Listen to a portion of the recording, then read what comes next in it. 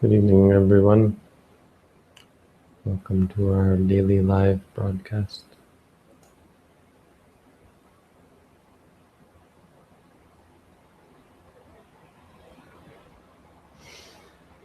Today's quote is about contentment. It's one of the more famous quotes of the Buddha regarding contentment. So truth be told, not many of the Buddha's quotes are all that famous, and even the most famous quotes are not that famous. The most famous Buddha quotes, of course, are the quotes that the Buddha never actually said, but have been propagated around the internet falsely. It's an interesting phenomenon when Buddha is, I think, the most misquoted person on the internet, maybe besides Albert Einstein. But probably up there, rivaling Albert Einstein. There are very few quotes on the internet, relatively, that are actual. It's not very quotable. It's not very quotable because his teaching is somewhat deep and it challenges. It doesn't really ring true, not in a conventional sense. It challenges.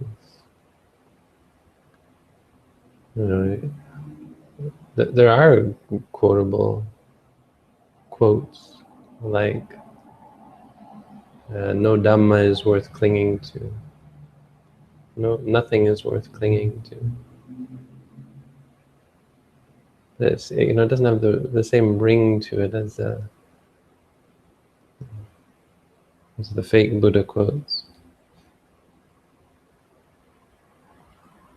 This is a good one. This one is one that you could quote. The most quotable of the Buddha that I can think of is, "Don't let the moment pass you by." It's actually words of the Buddha, but it's such a generic saying that he probably wasn't the first, and he certainly wasn't the last to say it. But here, this quote is basically that, like the wings of a bird,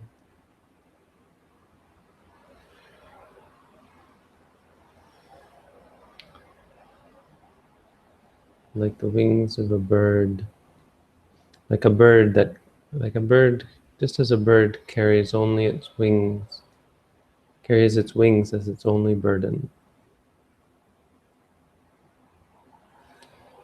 so too one is satisfied with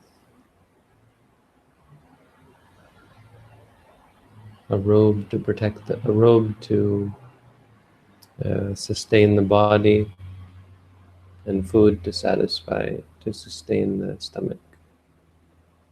See, it's still not all that quotable.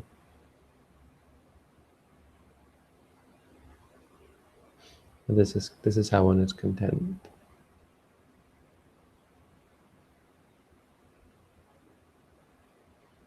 This is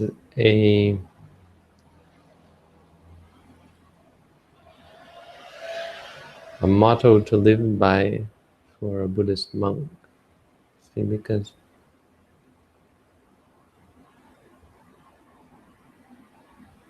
we can't get what we want. We live our lives in poverty, in renunciation. So if we begin to covet, which does happen, covet possessions, belongings, things, we're inevitably disappointed unless we have a large following and are a great teacher.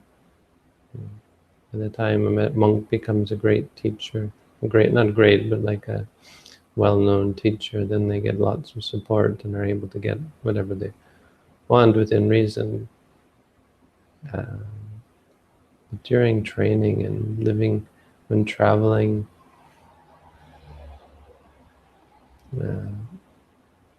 one has to be content.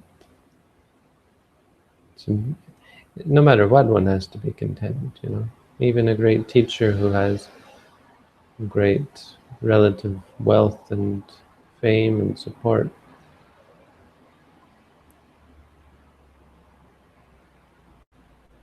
to follow the Buddha's teaching, one need be content. And to what extent should one be content? One should be content to the extent that one only clings to food and robes, the only two things one actually needs. So clings to means seeks out as a requirement, doesn't go without. Everything else one is able to go without. But food, one seeks out food, and robes, one seeks out, or clothes, one seeks out clothing. Besides these two wings, one seeks out nothing. This is how one is content. I mean, for all of us, monks or no, this is a good measuring post. It allows us to measure up and see what sort of things are we clinging to. The smartphone is not included in there. A nice house is not even included. Notice he doesn't even include the other requisites. Dwelling and medicines are the other two requisites, but he doesn't include those because you don't actually need them. If you want to be truly content, it doesn't matter where you sleep. Sleep on the floor, sleep in the forest, sleep under a park bench. I always tell this story of how I went once and slept under a park bench. Actually, I've done it more than once. When I was in Sri Lanka, I got into Colombo. I guess I was going to give a talk, but I got in the night before, and the monastery that I was going to was already closed. And so rather than bother them, rather than wake them up, I just walked to the nearby park, and I actually kind of snuck in. I think I snuck into the park because it was closed as well. I went and slept on a park bench. This is, I think, you haven't really lived until you've completely let go and lived in this kind of poverty. In that sense, those who are homeless are enviable in terms of their renunciation. They've gotten to the bottom. Oscar Wilde, I think, he was Oscar, no, not Oscar, George Orwell. George Orwell he wrote this book about his time in Paris and London when he had no money. And he said that when you get to the bottom, there's a curious feeling that you can't fall any further. You're suddenly, and it's this feeling that we get as renunciants, that you can't do anything more to me. I've fallen as far as I can fall.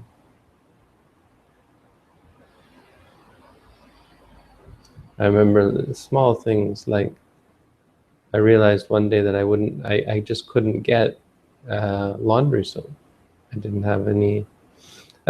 In the early days, I was using money. Monks in Thailand often use money, and I didn't have any. It's the thing about using money is there was never enough, and so I just realized I wasn't going to be able to buy. I didn't have any money to buy laundry soap,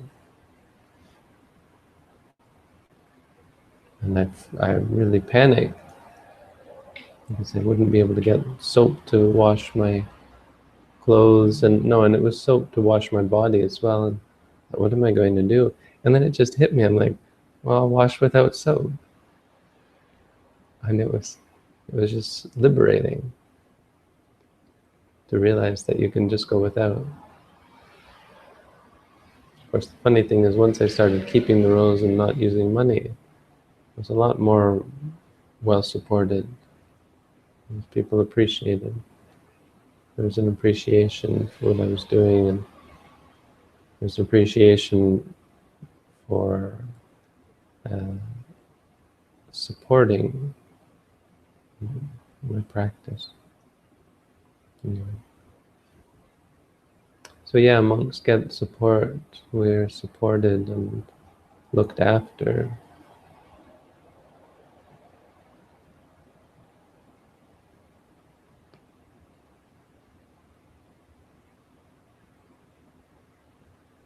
But it's not like we're extravagant or hard to look after. It's not like providing food and clothing,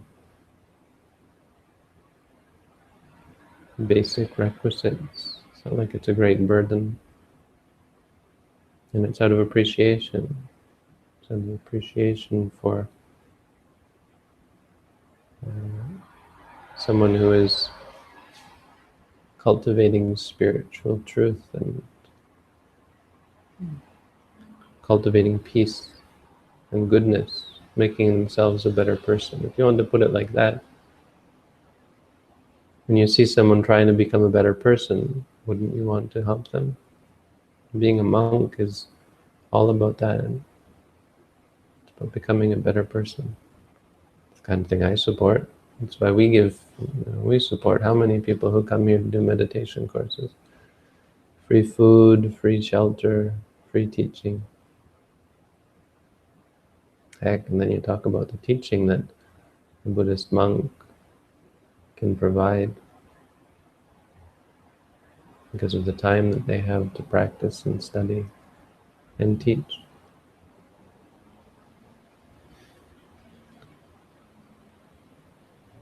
But we should all be content, and this is the greatest contentment.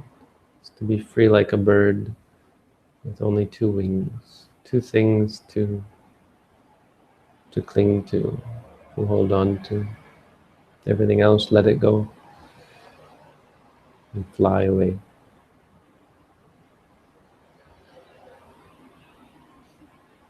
So we have some questions. I believe we're all caught up. So we have from today, should you note even the smallest of feelings in meditation, or only note it if it's a big distraction?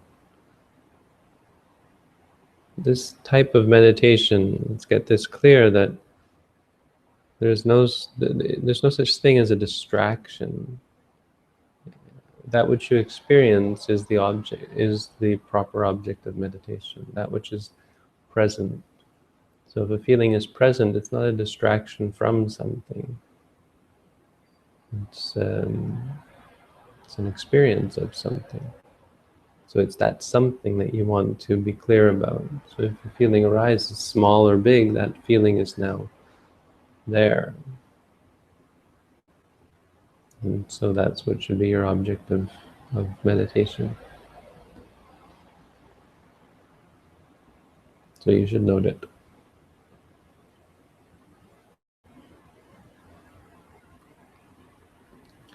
How to practice gratitude without being fake gratitude. Truly true gratitude coming from the bottom of the heart.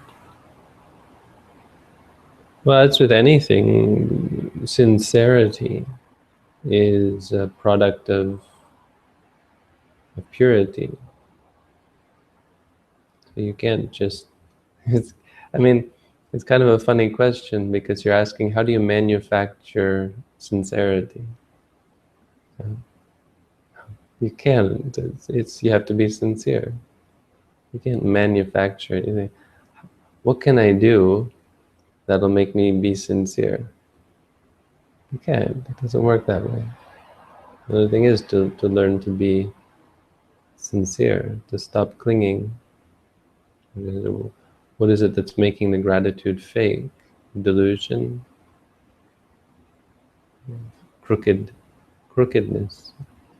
Pretense? So if you give up pretense, then you only have sincerity.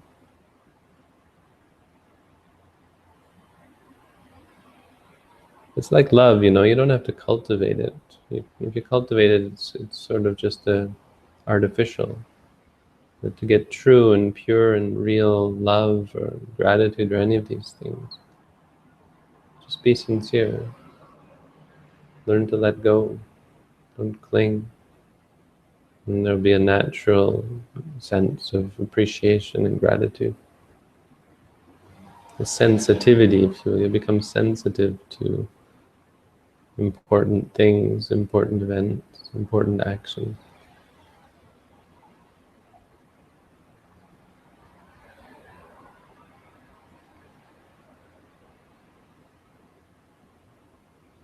Whatever happened to that second book you were working on? Do you think you might finish it? There's only one more chapter to write. I've been thinking of writing the last chapter. It's not the most important I mean, it is the most important topic, but in that sense, it's not really the kind of chapter that you have to write about, or it's a little bit sensitive to write about, because you can't talk about Nibbana, you can't describe it. And because I'm trying to make these books fairly open to non-Buddhists, I don't just want to talk about Nibbana. I have to explain how it comes out of the practice, and still, not go into too much detail, because it's so much to be experienced on your own. I mean, it's if anything is esoteric in Theravada Buddhism, Nibbana is, I think, fairly esoteric. It's the kind of thing you really have to experience to appreciate. So, I mean, it's not like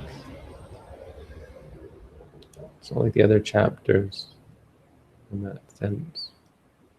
But I plan on finishing it, so it's just a matter of getting around to it.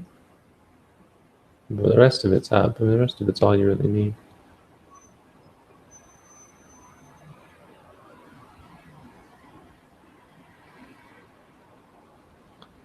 A very beautiful quote.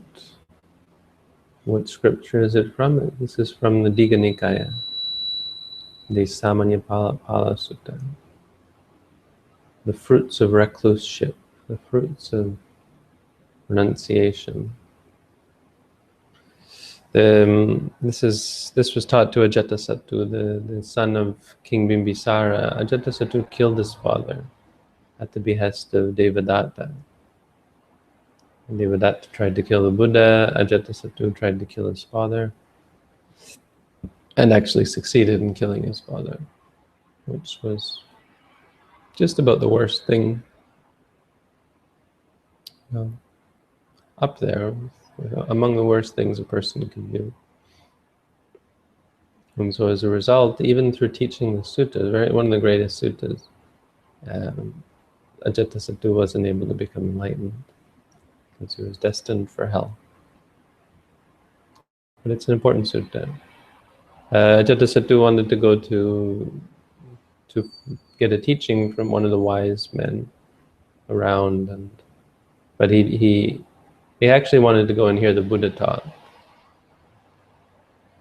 But he knew that if he were to say, let's go and talk to the Buddha, it wouldn't really,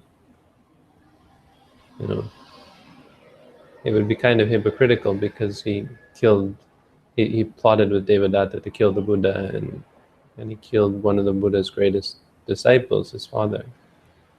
So he wanted somebody else to suggest that they go and see the Buddha. He felt awkward, felt embarrassed, like he wasn't worthy. I mean, this is what karma does to you. If you do very bad things, it tears you away from good people, makes you feel ashamed and unable to associate with good people. So he was ashamed for good reason. And so he asked all of his advisors who he should go see, and they all suggested various teachers that were contemporaries of the Buddha. Probably these are the teachers that you find in the Upanishads.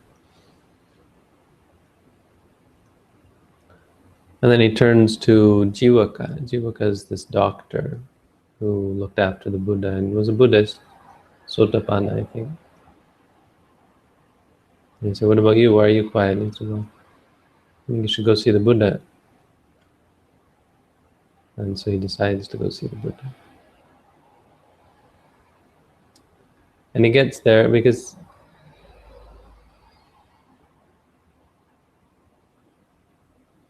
he's asked all these other teachers this question, and they couldn't really give him an answer.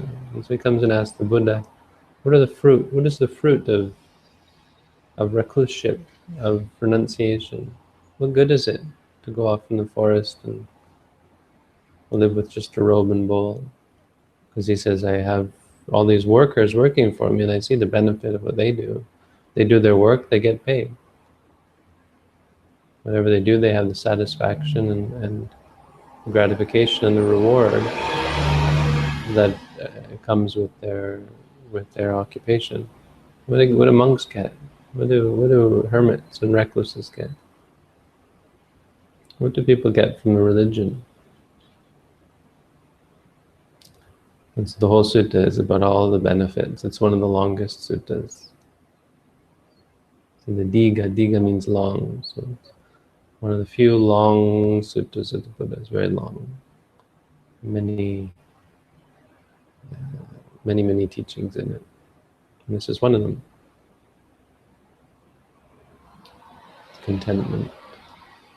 But this is later on in the sutta when he starts to talk about the real benefits and how one attains nibbana. And this is one of the things that supports one to find the greatest benefit, which is freedom from suffering. So, worth reading, the Samanyapala Sutta. I believe there's a translation on the internet, probably by Thanissaro. I don't recommend his translations as the best, unfortunately. He's a great monk. He's done a great service for Buddhism with his Vinaya teachings, but his translations are not, I don't know, I think you have to be one of his followers in his tradition to really appreciate them. He's not a very good translator, I don't think. Sorry. 21-day meditation course question.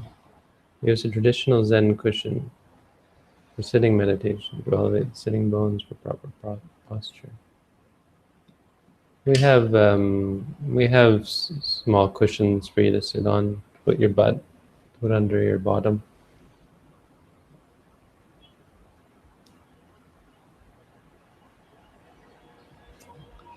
You can raise your pelvis, but we're not concerned about proper posture. There's no real proper posture, not for vipassana practice. For samatha, I'm sure it's useful. I don't know. I mean, in Thailand, we sit on these flat cushions. Everybody does.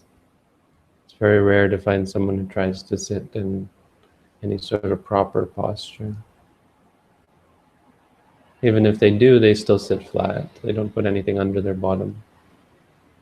That's a fairly Western concept, or maybe Hindu, I don't know, yoga.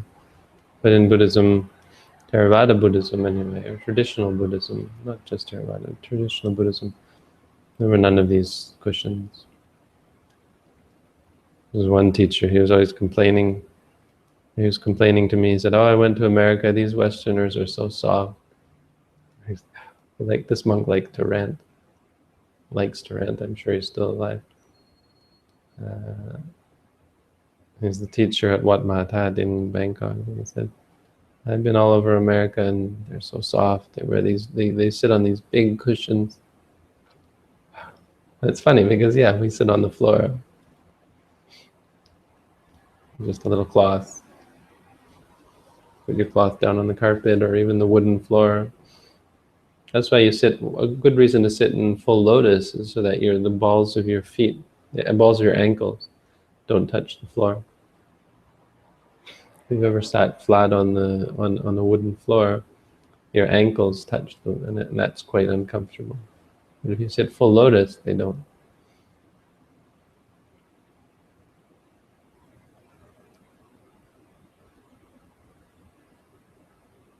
The link to my book is at the top.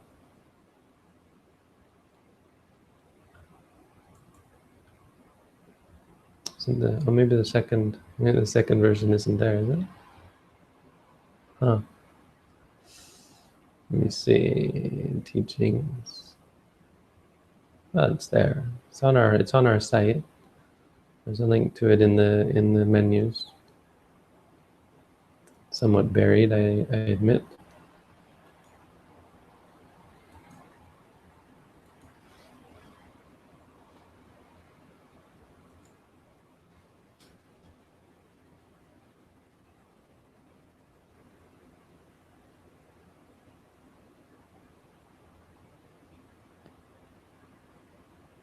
But you're welcome to bring your own cushion if you want. We've got cushions if you need one.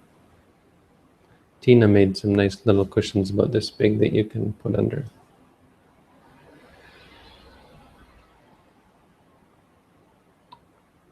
Can we say that in metta meditation we are sincere about wanting to subdue anger instead of letting it cause harm? Otherwise, being sincere would mean letting anger take control of your words and actions. No, I mean, sincerity is just natural, rather than forced or artificial. Sincerity means coming from the heart. So in anything you do, yes, in metta, if you are sincere, there will be a sincere aversion to anger. Not aversion, but you know what I mean. Hiri-ottappa, towards anger and its results. But it'll be sincere, it won't be artificial or fake, because it comes from insight. I've been reading in the Buddha's words by Bhikkhu Bodhi, and I still find it fascinating. So I'm sure it's a very fascinating compilation. One of the verses said that after enlightenment, one uses its insight to direct it to the destruction of other taints. No. And after enlightenment, an arahant does not have greed, anger, or delusion. So you'll have to give me that quote, and I'll explain it to you how you're misreading it, or it's being mistranslated. I'm pretty sure he didn't mistranslate it. He's a pretty good translator. So probably there's a misinterpretation going on there. There's no such thing as after enlightenment. It's probably not after enlightenment. It's maybe after the attainment of sotapanna. And the sotapanna still has defilements. What is the first sutta I should read to begin a formal study of Buddhism? I mostly studied Buddhism through secondary sources in the past. Well, there's no one sutta, but there are compilations that you can read. Read the Majjhima Nikaya. I think that's pretty standard for people to suggest. The middle-length discourses. Bhikkhu Bodhi's translations, you can get them, you have to buy them, or you have to get one of these pirated versions, which are actually available. There's an app for Android called Theravada Buddhist Texts, and if you read through the description, it talks about such texts. If you can find an archive of such texts, you could read them on Android. But of course, that would be probably in violation of copyright law, although Bhikkhu Bodhi was fine with it. So read that as you will. But yeah, reading the Majjhima Nikaya is good. Majjhima Nikaya, Digha Nikaya, these two, if you read these, you should get a pretty good feeling for what the Buddha taught. Not a perfect one, you still need lots more study and even practice for sure, but also guidance from the commentaries, I would argue, to sort of help you get a coherent sense of all the different teachings.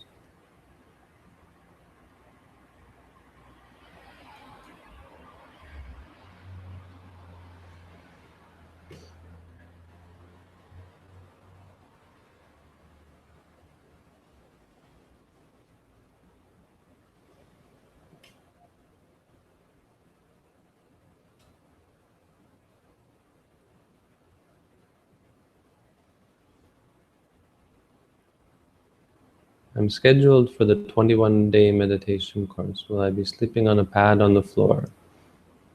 We have mats that are about an inch or two thick, and you can put a couple of them together if you need. We probably need to get more, come to think of it.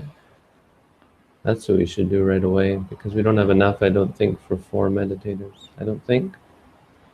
You may have to look into that and get more in the next couple of days. We have bedding, we have sheets, pillows, blankets. Bring your own towel. We probably have them here, but that's something you should bring on your own. Washcloth and your own, all your toiletries. You can wear socks during the day, bare feet. Bare feet, I like that. I mean, there's no rule, but I appreciate bare feet more. That's just me. I won't look down on you if you wear socks. If you run out of something, we can help you. Yeah, no, we can't. If you run out of something, don't run out of something. Bring everything you need, or else just live without it. Yeah, we don't have anybody. You're going to be looking after yourselves in the monastery. We probably can help you. We've got a Thai woman who can, a local supporter who brings food to the monastery. She can probably help get anything you need. But remember, Scouts, Boy Scouts, be prepared. Be prepared.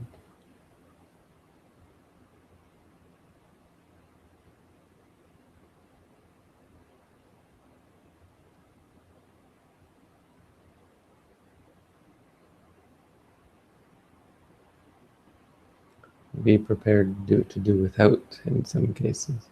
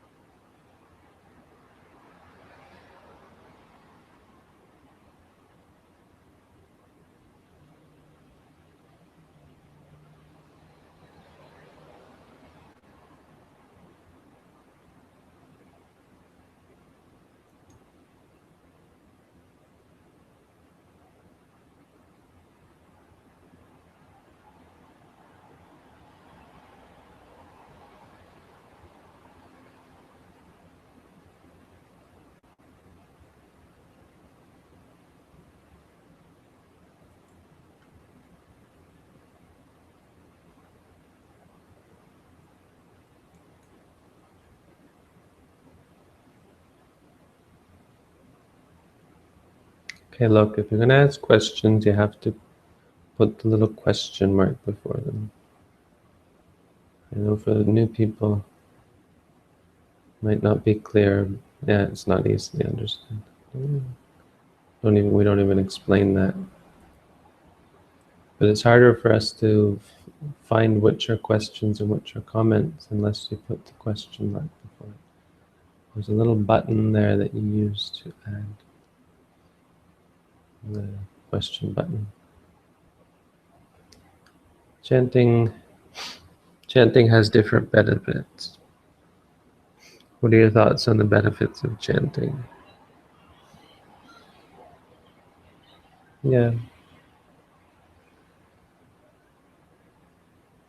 Yeah, but it doesn't have anything to do with concentrating on mindfulness. I don't know how chanting would relate to mindfulness, but there's certainly concentration and intention and reiteration of basic teachings. I don't have too many thoughts on it.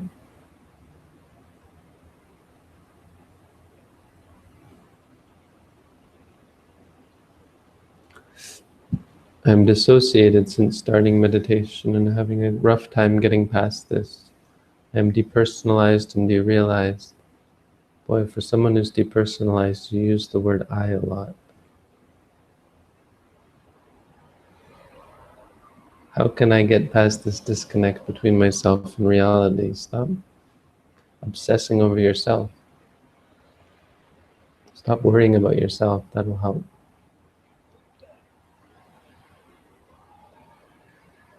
If you're worried, say worried, worried. If you're upset, say upset, upset. Spoiler, there is no self. There's no self there. There's only experiences. Those experiences arise and cease. None of them are self. Let go of them. You'll feel better.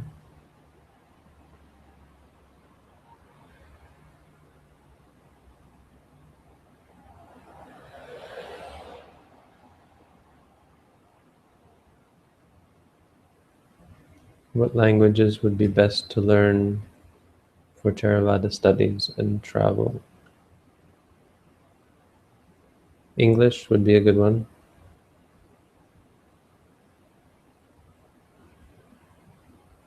I think you've got a head start in there.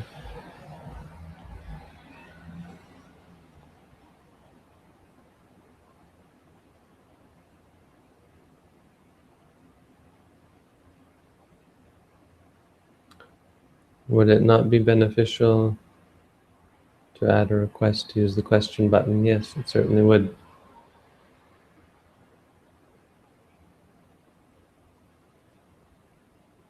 We're changing the website. We've just finally got the new website online. Should I tell you all the address? No, I don't have it here. We've got a test version of it up. It's live. So it's just a matter of tweaking it, fine-tuning it, making sure it works. I mean, heck, I'm sure it works better than this website already. So probably fairly soon we'll just switch over to it. It may not be as full-featured yet. There may be a few things about it that I'm not. I mean, I just looked at it briefly today for the first time. But we'll be moving over to that soon. So once it gets there, then we can add then we can tweak it as necessary. But I don't want to tweak this one anymore because we won't be using it soon.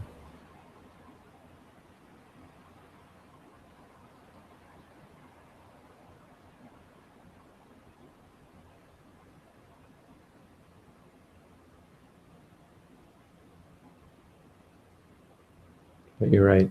I can't scold you for not using the question mark when you haven't been told.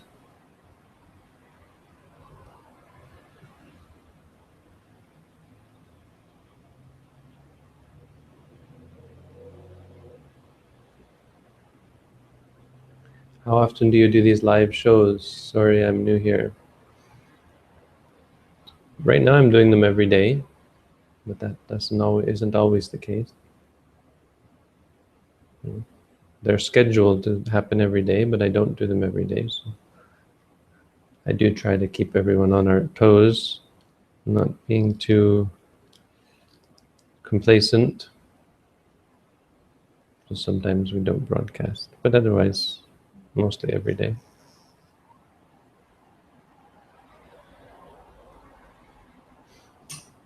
All right.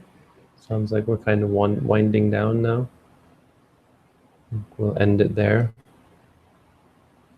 Thank you all for tuning in.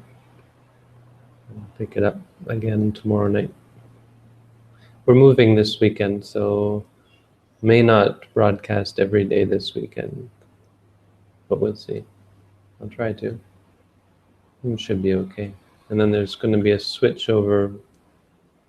The internet at the new place isn't up until Wednesday, but that just probably means I'll stay here until Wednesday, and then Wednesday morning I'll do the final move over. Robin's here. Robin got here this morning. She's not here right now. She went to Toronto. But she's already started packing stuff up, and we got more people coming to help. If you're in the area and want to come help us move, great. Come on out. We start actually moving Saturday. That's when we finally get to go to the new place. Anyway, good night, everyone. Be well.